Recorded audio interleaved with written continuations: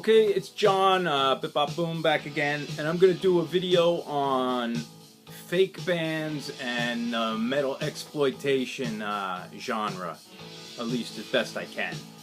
And, oh yeah, I got a vintage Montreux shirt from the 70s, and it's from, it's got Warner Brothers records and tapes, and it's got like the longer sleeves, so I've had this for a while, for a long time, but, pretty cool to have a real vintage shirt. But fake bands. This is not a fake band, but I put it on because I initially thought it was a fake band when I was a kid, and that's Trigger from 1977 on the Casablanca label. And the reason why I think this is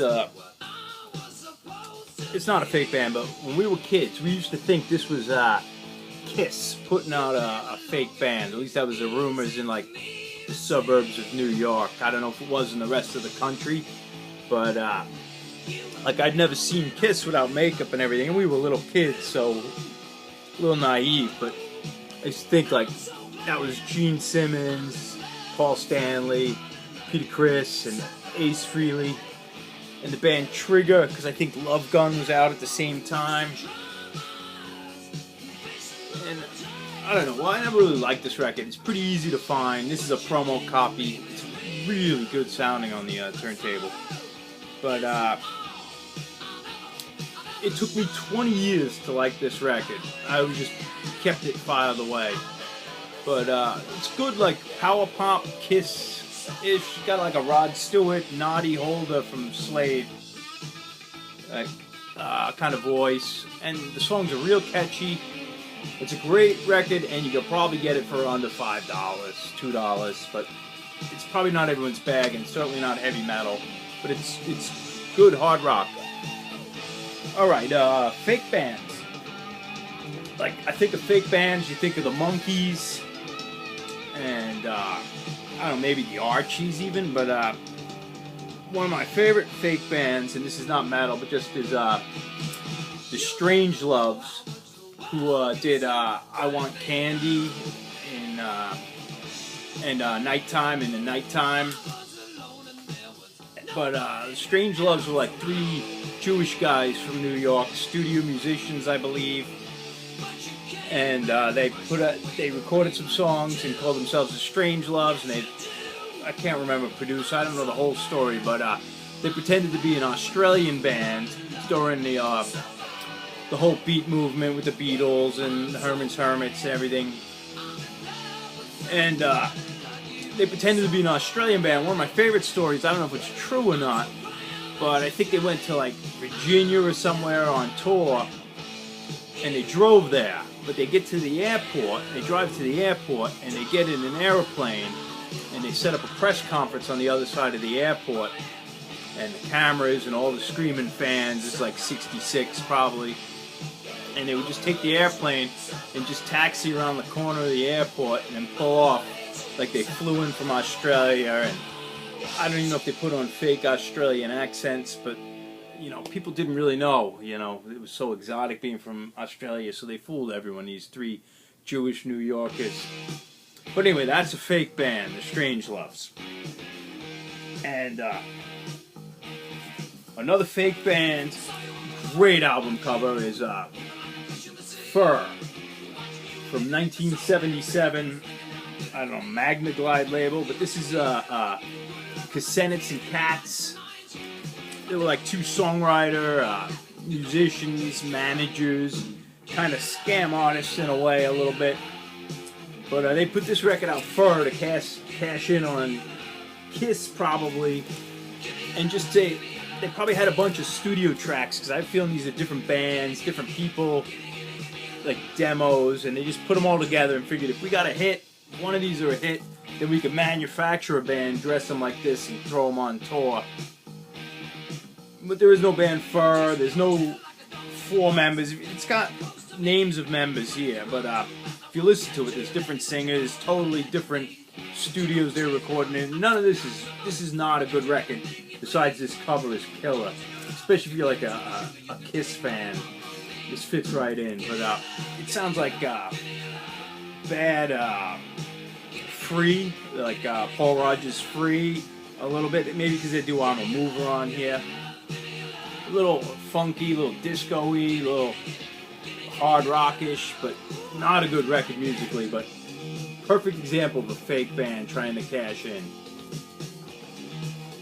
And in another fake band, we'll get to the heavy metal in a minute, but this is a great record. Band called FU2, and this is the first album by, the only album by, and this is a punk rock album.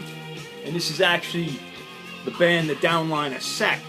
The Downliner Sect from England. They were like a third-rate rhythm and blues beat band, like the Stones. If it went like the Stones, the Yardbirds, Kinks, like maybe the Stones would be at the big club, or probably bigger than the Marquee, and then I think the Kinks or the Yardbirds would play in the Marquee, or the Pretty Things, and it would go down, and then like you get to the band that's at the dive club would be the Downliner Sect, and they have some great tunes, absolutely great band. Not a great rhythm and blues band, but a great band. But in the 70s, they reunited, or a couple of guys, I think 3 of the guys, put out a fake punk rock album called FU2, and it's just, they have fake names, Rob Groan, cash in on the punk rock success, and if it got big, then you could tour it. But great sniffing glue, just it's almost got a 60s garage rock, punk rock. But when you put out a fake band, you have a lot of freedom to do whatever you want, and you're not like you're worried about your real band, your credibility, or your artistic decisions. So fake bands are a lot of fun, and you have total freedom to act dopey or stupid or do whatever you want. But I'm getting into the metal exploitation genre. And metal exploitation, I never heard the term. I mainly got it from the Metal Coliseum, which is a great website, and they do I don't remember if it's an article on metal exploitation, or maybe the Metal Enterprises record label. And you can dig around and you'll see references to metal exploitation. So I never really knew of it as a genre. I was just called it fake bands. And I guess the first fake band, and I knew it was a fake band, back in the day, maybe not right away, but absolute metal classic, Pile Driver, the Metal Inquisition record. And this is one of the greatest heavy metal album covers of all time. And if you don't have this record, this is a mandatory record for every metalhead's collection. And it came out on Cobra Records, and it was released in Europe on, I think, Roadrunner. And in America, which is the version I have, unfortunately, but it was like the edited version, the cleaner version. They changed the songs and song titles. And this is a song called Alien Raid on it, which on the Canadian Cobra label is called Alien Rape. It's the same song, they just changed it so it's not so scary. And then there was a song called Sodomize the Dead, which they just dropped completely and put on another tune, maybe Twister, I think. There might be another change, but that might be it. But those records, this one's, a good fair amount of money, but you want to get the Roadrunner or the Cobra to have a really crazy record. But Metal Inquisition, the title track is great. This is one of the best album covers, because it's hard to tell, but on his shirt, and it looks like a real concert shirt, he's got the album cover on the shirt. So to go through this, they had to make this shirt, know the photo of the album, the photo shoot, then design the shirt before the photo shoot, then set up the photo shoot after the shirt was already made. And it's hard to see, but it's the guy's there, it's the album cover on his shirt. It wasn't like painted on after. So this is a wonderful, wonderful album cover. And he's beating up the metalhead, and it says the back of his shirt too, "If you ain't a metalhead, then you might as well be dead." And that's one of the lyrics in the in the album. But Canadian band, I believe Canadian. I'm going to get my facts wrong because I don't really remember it all. I think the singer's name was Gordy or Gord, and he still carries the name on. And that's not him, although the singer will dress in the same outfit. This is just a guy posing in the picture. This isn't the band. And they have all fake names, Metalploitation, fake names of the band. They don't have pictures of the bands. And this came out in '85, and this is a killer record. And this is my introduction, I guess. I mean, I had other records before I realized, like, fake bands. And then also on Cobra Records is Convict, and this is from '85, I believe, '85, Cobra Records. No picture of a band, and it's Go Ahead, Make My Day. And it's got names of members, 3 members anyway, but I feel like this might be just one guy, maybe it's 3 guys, but it feels like one guy's studio project. The drums are stiff, like maybe they went with a click track. And it's not a very good record, but it's kind of interesting. There's the Cobra record label. And the other one, sorry, Pile Driver was on, the American one's on HME, I think.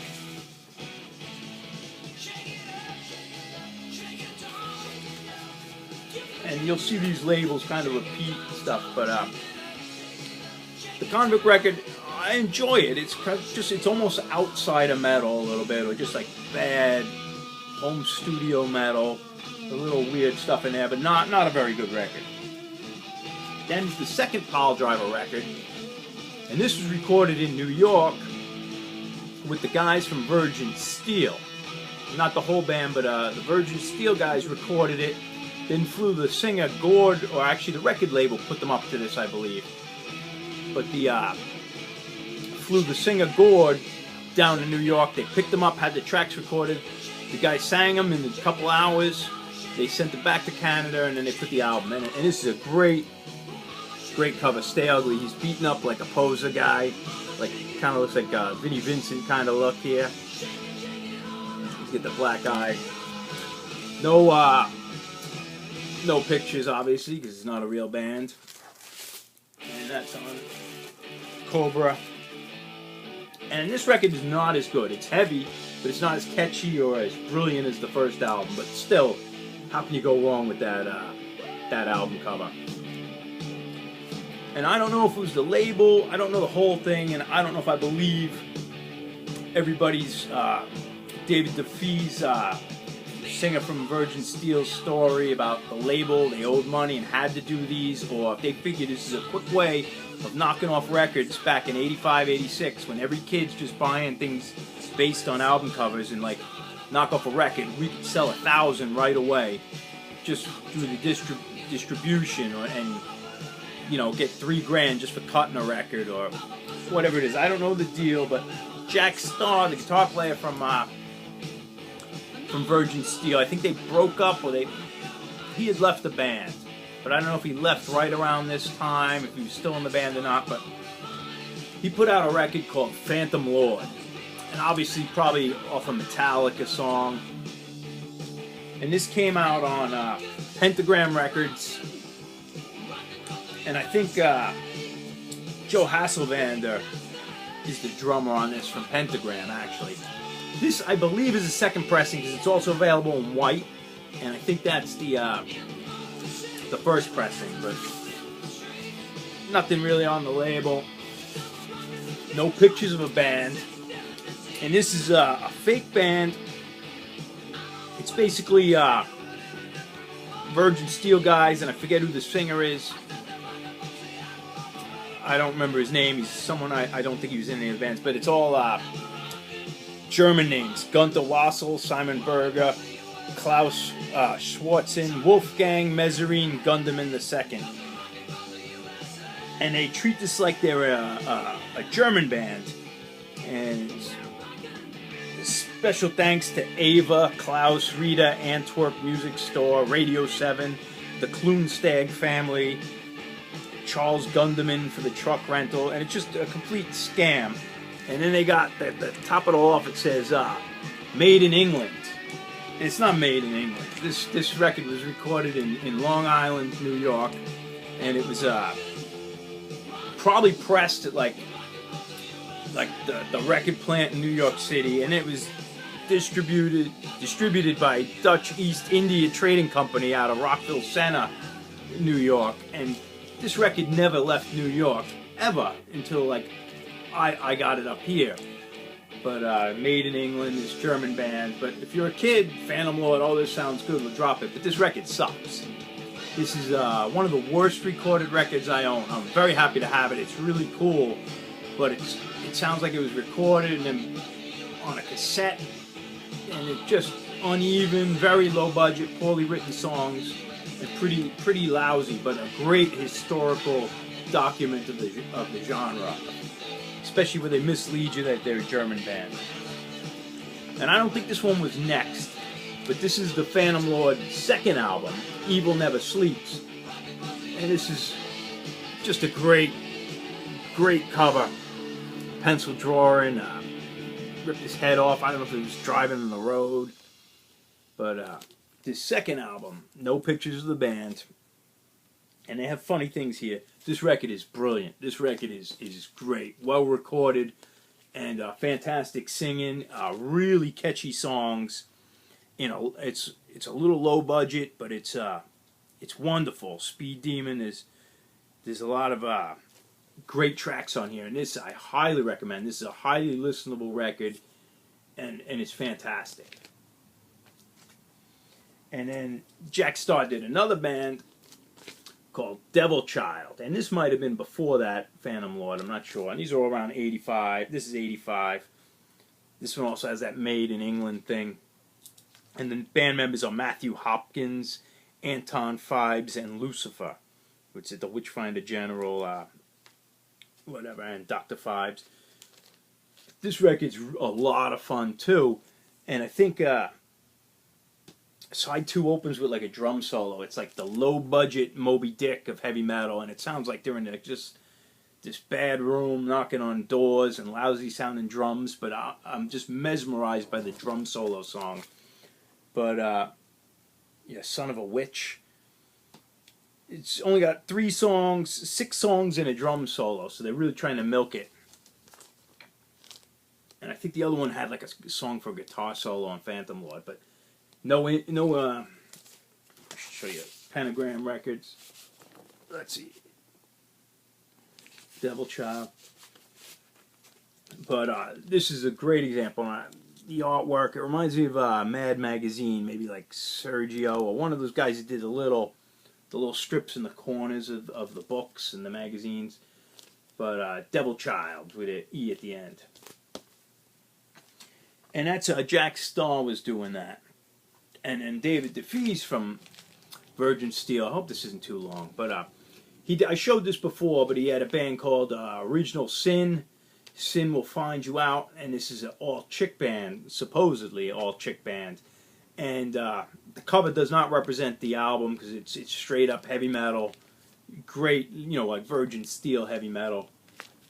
And there's the chicks, and supposedly it's David DeFees had to do this because he owed money, and the producer, the record label forced him to do this record. But to sit down and be forced to write like 10 songs and record them fairly well and put effects on, I have a feeling he was doing this. And it seems like if you go to Virgin Steel Records, I believe they reissued this, so they have the rights. So I don't know the story, but it's supposedly his sister singing, which is believable, but for some reason it may be like pitch shifted to me because it sounds an awful like him. But since it's his sister, maybe it is him. But none of these girls are in the band. And I think, if I figured it out, I forget who the people were, but I think the initials of Darlene Destructo, Danielle Draconius, Cynthia Taylor, and Pandora Fox, they might have been like the initials of the studio members. But this is a great record. If you could find it, this one's worth having. And the best of them all is Exorcist. And I believe this was on the Cobra label. Mine's on Roadrunner. I think I had to get the overseas version. Yeah, Roadrunner. And this record is fantastic. I think it's Frank Persino on guitar. I think it's Italian guys, if I remember. I think there's some information online. It's a little sketchy, but David DeFee's singing. But this is one of the first like death metal records. This is '85, where you have the Cookie Monster voice, and it's not quite like 1994 black metal, but he's doing that Cookie Monster voice in the '80s, and just trying to be evil, competing with Venom and Possessed, and they weren't fans of that, but they obviously had the albums and they were following it with songs called Possessed, The Hex, Burnt Offerings, Black Mass. I mean, you're going to run into the same titles again, but like a lot of these are right off the first Possessed album or whatever. But it's like a song, a keyboard, weird sounding, scary part, a song. But this record, it's reissued now and you could get it, but there's no more information. I think they added lyrics. There's no pictures or story. But this record is a 10-star record, without a doubt. I think there's one song that sounded like it was recorded in a different studio or a different day, which is not up to snuff. But record is fantastic fake metal band, and the cover and everything. And now, I told you the first Phantom Lord is a lousy record. I have this one called Trash Queen, and this is off Landslide Records. And this dude, I guess, lived in Boston. There's some information online, because I guess he responded to a YouTube video or something. But he was on the Boston scene from New Hampshire, and he had some sort of fake back injury and scammed the state into giving him money for a startup business. And he started a record label, put out 3 albums, one by a fake band, Killer Fox. And then I think he did his own band. What was his name? Matthew Brooks. Geez, I can't remember the name of his band. He only had 3 records on this label, and Trash Queen. And there they are. I guess, I don't know, this was a real band. I guess maybe it was his girlfriend and some other people. This is a horrible record. Horrible. It's very rare, but it's a horrible sounding record. They didn't have a studio. I think he recorded it like an amp in his car or something, but it's a terrible record. But somehow he licensed this record to Germany, to the greatest Metalploitation label, Metal Enterprises, who just put out absolute garbage, terrible bands, fake bands, synthesizer bands, anything, and put like a heavy metal cover, and probably sold them to like Eastern Bloc countries in the '80s, and they were just buying things and ripping kids off left and right. And somehow he licensed this to them. So there's a Metalploitation version of this. And he must have sold them the rights or whatever. And this is '85. And this is a terrible, terrible record. But it's noisy, and it doesn't look like the cover. It's not poppy at all. But it's unlistenable, but it's brilliant that way. And then, in 1988, I believe, that Metal Enterprise, which is this dude, is a whole story you have to read about. But he decides to put out another Trash Queen record without any of the members. The members probably didn't even know this record came out. He just used this name, and he also did it with the Killer Fox.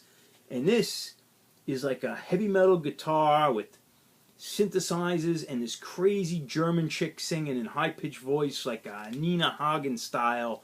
Not heavy metal, not anything to do with like Western music almost. It's just absolute, just noise, craziness, keyboard instrumentals, long songs, with not even songs, just singing over heavy guitar.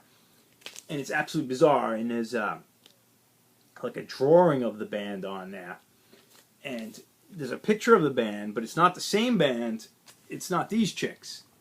It's completely different chicks. It looks like, I'm not good with faces, but I'm looking, it's not even the same chicks. And obviously they're not, with fingernails like that, she's not a guitar player. You couldn't play guitar. They're just posing there and they're just selling it. And this is off the Metal Enterprise records. And this is absolutely unbelievable, the sounds off this record, how terrible it is. And just that this even exists is unbelievable. And using the same band from like 3 years, 4 years earlier, and try to market this. But this is absolute rip-off Metalploitation, but genius.